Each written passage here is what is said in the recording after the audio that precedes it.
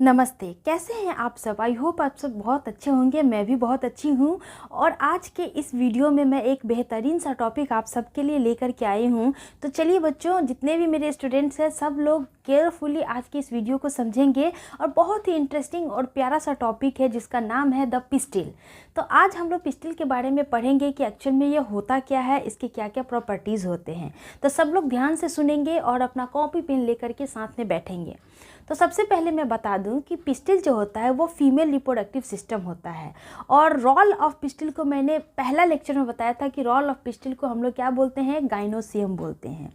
Pistil जो होता है, कोई भी फ्लावर का कौन सा पार्ट होता है, फीमेल रिप्रोडक्टिव पार्ट होता है। यानी कि हमेशा प्रजनन के लिए मेल रिप्रोडक्टिव सिस्टम और फीमेल रिप्रोडक्टिव सिस्टम दोनों की ज़रूरत होती है। मेल रिप्रोडक्टिव सिस्टम में हम लोगों ने स्टामेन के बारे में पढ़ लिए थे।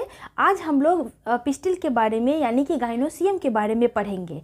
तो आइए सबसे पहले डायग्राम की तरफ चलते हैं कि एक्चुअल में ये पिस्टिल जो होता है वो दिखता कैसा है। तो अगर आपको देखना है तो अड़हुल का फूल लाइएगा और बीच में जो बड़ा सा पार्ट होता है उसको बीचों बीच चीरिएगा। बीचों बीच जो चीरिएगा, जो आपका येलो वाला जो पार्ट होता है ना, जो हाथ में लग जाता है, उस पार्ट के अंदर में चीर के देखेंगे तो इस तरह से आपको स्ट्रक्चर देखने को मिलेगा जो आपका फीमेल रिप्रोडक्टिव सिस्टम होता है किसी भी फ्लावर का।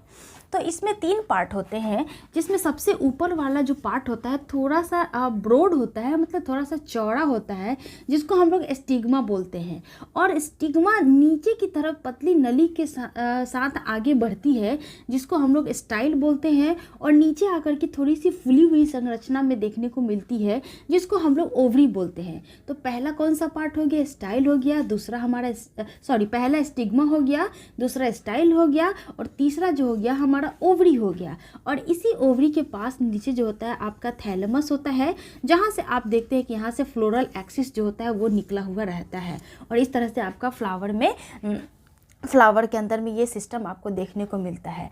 सारा जो रिप्रोडक्शन का जो पार्ट होता है वो मेल और फीमेल दोनों मिला करके एक नए फूल को जन्म देते हैं। तो नए फूल को जन्म देने के लिए आपका ये पार्ट का भी होना बहुत ज़रूरी है। और ओवरी के अंदर जो होता है ओव्यूल होता है, जो आपका फूल और फल बनाने के लिए रिस्पॉन्सिबल होता है। आगे जाकर के हम ओव्यूल का संरचना भी पढ़ेंगे कि एक्चुअल में इस छोटा वाला में भी कौन कौन सा पार्ट होता है और जिस वजह से यह ऐसा क्या काम करता है जिससे ये फल बना लेता है और फ्रूट भी बना लेता है। क्लियर है बातें? तो ये आपको समझ में आ गया होगा कि एक पिस्टिल के पास 3 पार्ट होते हैं, स्टिग्मा, स्टाइल और ओवरी। जिसमें स्टिग्मा जो होता है थोड़ा सा क्या होता है, ब्रॉड स्ट्रक्चर होता है, जिसका मेन काम जो होता है पॉलन ग्रेन को एकत्रित करना। क्या करना? पॉलन ग्रेन को इकट्ठा करना, कलेक्ट करना। मान लीजिए कोई मेल वाला पार्ट होगा तो ऑब्वियसली वो यहाँ पे जाना चाहेगा, ओवरी के अंदर जाना चाहेगा, क्योंकि उसको फर्टिलाइजेशन का प्रोसेस करना है। तो वो मान लीजिए यहाँ पे इस तरह से रहता, फिसलन वाला रहता, तो कोई भी आकर के यहाँ से तो इधर फिसल जाता, इधर फिसल जाता। क्योंकि हम लोगों ने पढ़ा है कि पॉलन ग्रेन जो होता है स्पेरिकल शेप में होता है और वो किधर भी लुढ़क सकता है। तो देखिए नेचर ने कितना अच्छा चीज़ बनाया है कि ये जो आपका स्टिग्मा है वो थोड़ा सा इस तरह से चौड़ा जैसा पार्ट होता है, ताकि यहाँ पे पॉलन ग्रेन आकर के थोड़ी देर होल्ड करके रखे और जो इसके प्रजाति का होगा वही पॉलन ग्रेन इसमें एंटर करेगा। ऐसा नहीं है कि कोई भी आकर के पॉलन ग्रेन एंटर कर जाएगा और फर्टिलाइजेशन का प्रोसेस हो जाएगा, नहीं। आप खुद सोचिए, आप घर का दरवाज़ा कब खोलते हैं? कोई भी आदमी आता है तो घर का दरवाज़ा पीटता है तो खोलते हैं, तो किसको आप अंदर आने देते हैं? जो आपकी जान पहचान का होता है, जो आपके रिलेटिव्स होते हैं। क्या अननोन आदमी को आप अंदर आने देते हैं? नहीं आने देते हैं। वैसे ही हमारे फूल में भी होता है कि जो उस प्रजाति का होता है पॉलन ग्रेन, उसी को अंदर एंट्री मिलती है। अदरवाइज बाद बाकी बाहर ही नष्ट हो जाते हैं, बाहर ही जिस तरह से डिस्ट्रॉय होना है डिस्ट्रॉय हो जाते हैं। नहीं तो ये जो स्टिग्मा होता है एक्चुअली यहाँ पे केमिकल कोऑर्डिनेशन होता है, जिस वजह से आपका पॉलन ग्रेन अंदर की तरफ मूव करता है। तो ये क्या करता है, पॉलन ग्रेन कलेक्ट करता है, यानी कि एक तरह से कह सकते हैं कि ये क्या होता है, होल्डिंग प्लेस होता है। देखिए मुझसे ये एक्सपेक्ट मत कीजिएगा कि मैं बहुत ज़्यादा एकदम लिखा हुआ नोट आपको प्रोवाइड करूँ, तो ऐसा थोड़ा सा पॉसिबल नहीं है, बिकॉज मेरे पास स्मार्ट बोर्ड है नहीं जो मैं पहले से टाइप करके लिख करके लाऊँ, और उतना लिखूँगी तो यहाँ पे समय बर्बाद होगा। इसलिए आप मेरे एक एक लाइन को समझते जाएंगे और उसी को लिखते हुए चलेंगे, ठीक है।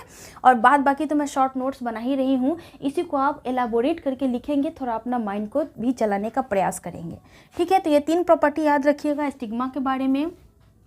थोड़ा सा आप लोग सपोर्ट करेंगे तो हो सकता है अगले साल से मैं स्मार्ट बोर्ड ले लूँ और पढ़ाने में मुझे भी थोड़ा सा अच्छा फील होगा, क्योंकि वहाँ पे थोड़ा सा 3D में रहता है तो पढ़ाने में भी बहुत अच्छा फील होता है मुझे जहाँ तक लगता है। मैंने तो अभी एक्सपीरियंस नहीं किया है, लेकिन जहाँ तक सोच के अच्छा लगता है तो ऑब्वियसली पढ़ाने में भी बहुत अच्छा फील होगा। तो चलिए, आप सबका सपोर्ट रहेगा तो ज़रूर एक दिन वैसा भी सिचुएशन मेरे पास होगा, है ना। चलिए, स्टिग्मा हो गया। स्टिग्मा के बाद क्या आता है, आपका स्टाइल आता है। स्टाइल देखिएगा तो ये क्या होता है, ये नैरो स्ट्रक्चर होता है, मतलब ये पतले जैसे पाइप जैसे स्ट्रक्चर होता है। कैसा होता है, नैरो पाइप लाइक स्ट्रक्चर होता है। जैसे हमारे घर में जो टंकी से जो पाइप आया हुआ रहता है ना, उस तरह से, या फिर पानी पटाने वाला जो पाइप होता है उस तरह का स्ट्रक्चर होता है, जिसके माध्यम से कोई भी जो पॉलन ग्रेन होता है वो डायरेक्ट नीचे की तरफ बिना रुकावट के आता है और ओवरी के पास आकर के अटैच्ड हो जाता है। तो स्टाइल समझ गए। और इसका एक और प्रॉपर्टी याद रखिएगा कि ट्रांसपोर्टेशन के लिए होता है। किसके लिए होता है, ट्रांसपोर्टेशन ऑफ पॉलन ग्रेन, ठीक है, ट्रांसपोर्टेशन ऑफ पॉलन ग्रेन के लिए ये स्टाइल होता है। और ओवरी जो होता है, ओवरी कैसा होता है, थोड़ा सा स्वलेन होता है, मतलब थोड़ा सा फूला हुआ पार्ट होता है, बेसमेंट वाला पार्ट होता है। कौन सा पार्ट होता है, बेसमेंट वाला, यानी कि नीचे वाला पार्ट होता है। और उसके बाद अटैच किससे होता है, अटैच होता है आपका थैलेमस से। क्लियर है बातें। तो ये 3-4 पॉइंट आप याद रखेंगे। इस पिस्टल के बारे में इतना काफ़ी है। अगर आप 5 नंबर के लिए पूछता है तो आप इतना लिखते हैं, डायग्राम बना देते हैं, तो बहुत बढ़िया मार्क्स मिलने वाला है आपको, बहुत बढ़िया। ये आपका क्या है, थैलेमस है। और ये तो जानते हैं, ये आपका स्टिप्यूल है ना, जिसको हम लोग डंठल बोलते हैं। तो ये रहा आपका फीमेल रिप्रोडक्टिव सिस्टम का पार्ट। अब कुछ टर्म्स आते हैं जिसमें आपको याद रखिएगा कि जब सिंगल पिस्टिल होता है तो उसको हम लोग मोनोकार्पेलरी बोलते हैं। मतलब एक अगर बीच वाला, अड़हुल के फूल का बीच वाला जो पीला वाला पार्ट होता है, जिसको हम लोग अभी मैंने बताया कि चीर करके देखेंगे तो अगर एक रखेंगे तो उसको हम लोग मोनोकार्पेलरी बोलेंगे, और जब एक से ज़्यादा रहेगा तो उसको हम लोग मल्टीकार्पेलरी बोलेंगे। क्या बोलेंगे, मल्टीकार्पेलरी। मोनो मीन्स एक, मल्टी मतलब बहुत। तो बहुत सारे जब कार्पेल होंगे तो मल्टी कार्पेलरी, जब एक कार्पेल होंगे तो मोनो कार्पेलरी। उसी प्रकार एक टर्म होता है, जब पिस्टिल फ्यूज होता है तो सिनकार्पस बोलते हैं, और जब फ्री होता है तो एपोकार्पस बोलते हैं। देखिए, फ्यूज कहने का मतलब हो गया कि इस तरह से दो आपका पिस्टिल है और दोनों एक साथ इस तरह से अटैच है, ठीक है, और इसका इस तरह से ये दोनों अटैच है, तो ये दोनों फ्यूज है। तो फ्यूज वाले को सिनकार्पस बोलेंगे। और जब दो रहेंगे और दोनों अलग अलग रहेंगे, ठीक है, इस तरह से, मतलब अटैच नहीं रहेंगे एक दूसरे से, एक प्लांट में एक प्लांट के फूल में जब दो कार्पेल होंगे, इस तरह से दो पिस्टिल होंगे और फ्री रहेंगे तो उसको हम लोग एपोकार्पस बोलेंगे, और जब फ्यूज रहेगा तो हम लोग क्या बोलेंगे, सिनकार्पस बोलेंगे। आई होप आपको समझ में आ गया होगा। यहाँ तक का कंसेप्ट क्लियर होना चाहिए।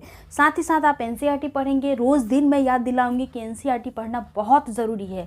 चाहे आप किसी भी कॉम्पिटिटिव एग्ज़ाम को दीजिए, आपके लिए एनसीईआरटी का रीडिंग करना, उसके पॉइंट्स को याद रखना बहुत ज़रूरी है। तो मैं एक्स्ट्रा पॉइंट्स नहीं लेकर के आती हूँ, जो इंपॉर्टेंट पॉइंट होता है उसी को मैं यहाँ बोर्ड पर समझाती भी हूँ, फालतू की बकवास नहीं करती हूँ। जिसको इंटरेस्टेड है वो आप एनसीईआरटी पढ़ेंगे, अच्छे मार्क्स लाना है, अदरवाइज़ किस्मत के भरोसे रहिए। याद रखिएगा, किस्मत भी उसी का साथ देती है जो हमेशा क्या करते हैं, मेहनत करते हैं, जो अपनी तरफ से प्रयास करते हैं। तो आप भी प्रयास कीजिए, मैं भी प्रयास कर रही हूँ। दोनों लोग मिल करके एक बहुत अच्छा हम लोग जो सक्सेस वाला जो होता है ना, वो कर सकते हैं।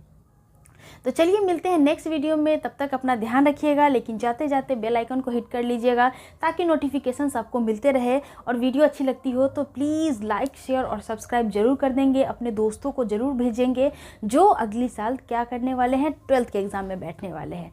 मिलते हैं नेक्स्ट वीडियो में, तब तक अपना ध्यान रखिए। धन्यवाद। जय हिंद, टाटा, बाय बाय।